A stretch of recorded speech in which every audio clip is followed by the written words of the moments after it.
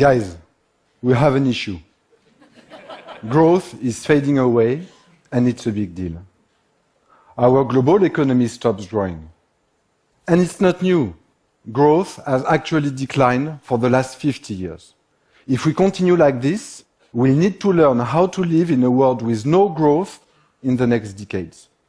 This is scary, because when economy doesn't grow, our children don't get better lives. What's even scarier is that when the pie does not grow, each of us gets a smaller piece. We're then ready to fight for a bigger one. This creates tensions and serious conflicts. Growth matters a lot. If we look at the history of growth, times of big growth have always been fueled by big manufacturing revolutions. It happened 3 times every 50 to 60 years. The steam engine in the middle of the 19th century, the mass production model in the beginning of the 20th century, thanks Mr. Ford, and the first automation wave in the 1970s. Why did these manufacturing revolutions create a huge growth in our economies? Because they have injected huge productivity improvement. It's rather simple.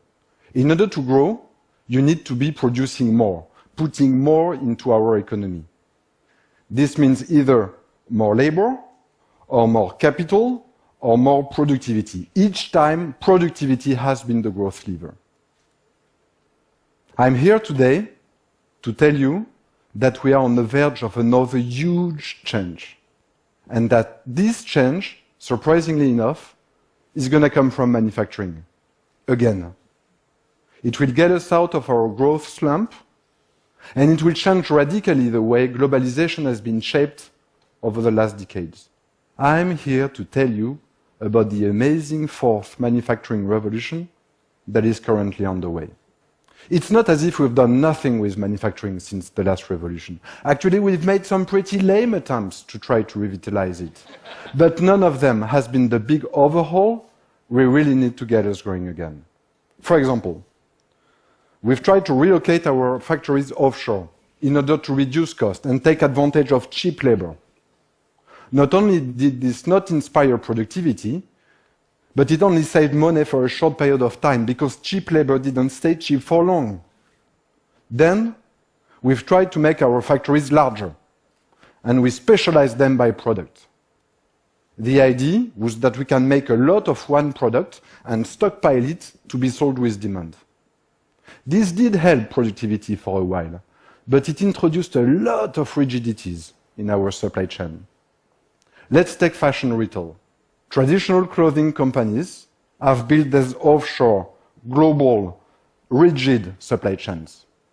When fast fashion competitors like Zara started replenishing their stores faster from 2 collections a year to 1 collection a month, none of them has been able to keep up with the pace. Most of them are in great difficulties today. Yet, with all of their shortcomings, those are the factories we know today. When you open the doors, they look the same as they did 50 years ago. We've just changed their location, their size, the way they operate. Can you name anything else that looks the same as it did 50 years ago? It's crazy. We've made all the tweaks to the model that we could, and now we hit its limits. After all of our attempts to fix the manufacturing model failed, we thought growth could come from elsewhere. We turned to the tech sector. There's been quite a lot of innovations there. Just name one, the internet. We hoped it could produce growth. And indeed, it changed our lives. It made big waves in the media, the service, the entertainment spaces. But it hasn't done much for productivity. Actually, what's surprising is that productivity is on the decline, despite all of these innovation efforts. Imagine that. Sitting at work, scrolling through Facebook, watching videos on YouTube, has made us less productive? Weird. This is why we are not growing. We failed reinventing the manufacturing space, and large technological innovations have played away from it. But what if we could combine those forces?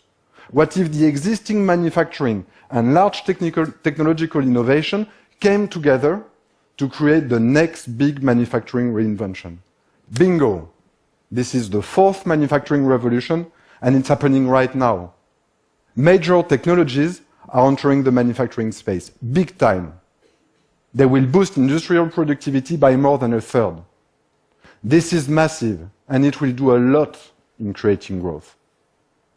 Let me tell you about some of them. Have you already met advanced manufacturing robots?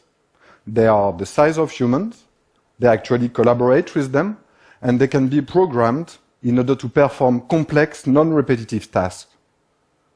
Today, in our factories, only 8% of the tasks are automated. The less complex, the more repetitive ones.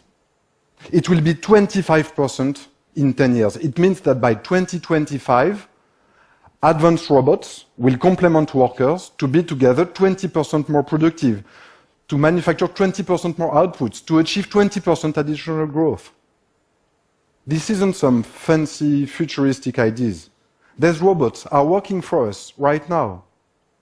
Last year in the US, they helped Amazon prepare and ship all the products required for Cyber Monday, the annual peak of online retail. Last year in the US, it was the biggest online shopping day of the year and of the history. Consumers spent $3 billion on electronics that day. That's real economic growth. Then there's additive manufacturing, 3D printing. 3D printing has already improved plastic manufacturing, and it's now making its way through metal. Those are not small industries. Plastic and metals represent 25% of the global manufacturing production. Let's take a real example. In the aerospace industry, fuel nozzles are some of the most complex parts to manufacture. For one reason, they are made up of 20 different parts that need to be separately produced and then painstakingly assembled. Aerospace companies are now using 3D printing, which allows them to turn those 20 different parts into just one. The result? 40% more productivity, 40% more output produced, 40% more growth for this specific industry. But actually, the most exciting part of this new manufacturing revolution goes much beyond productivity. It's about producing better, smarter products. It's about scale customization.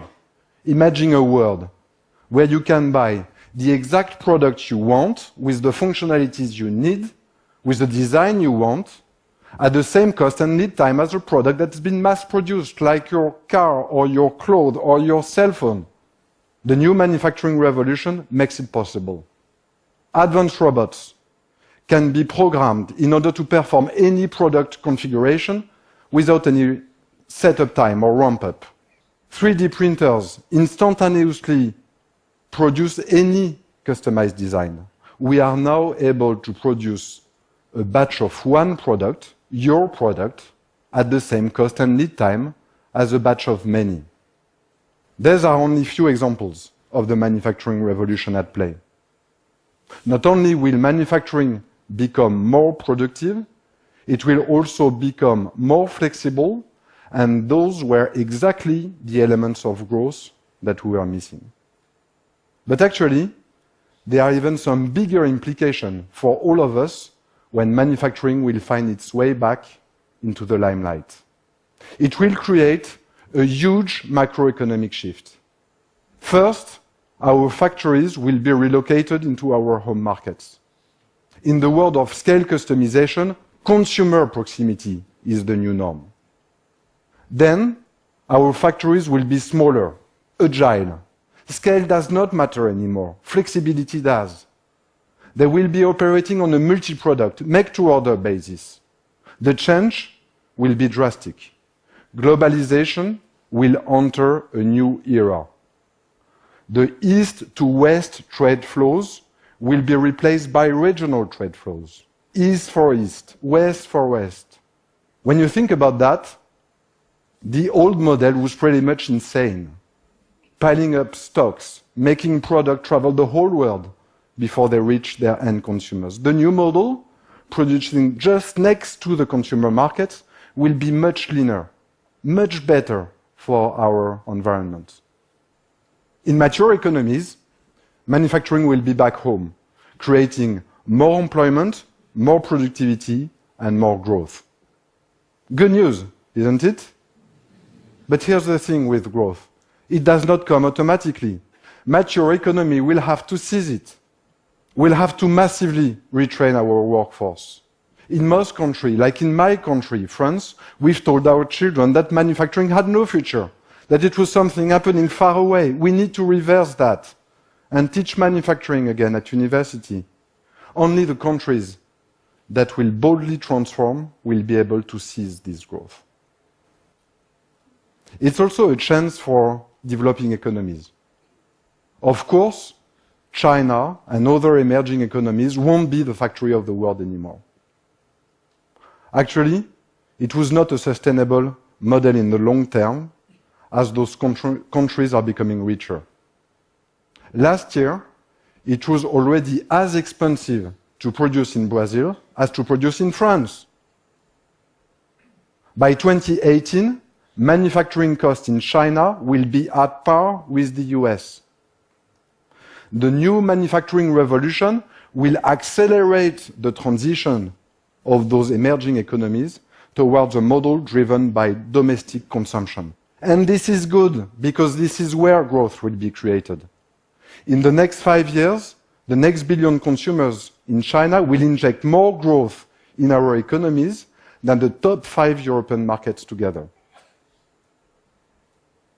This fourth manufacturing revolution is a chance for all of us. If we play it right, we'll see sustainable growth in all of our economies. This means more wealth distributed to all of us and better future for our children. Thank you.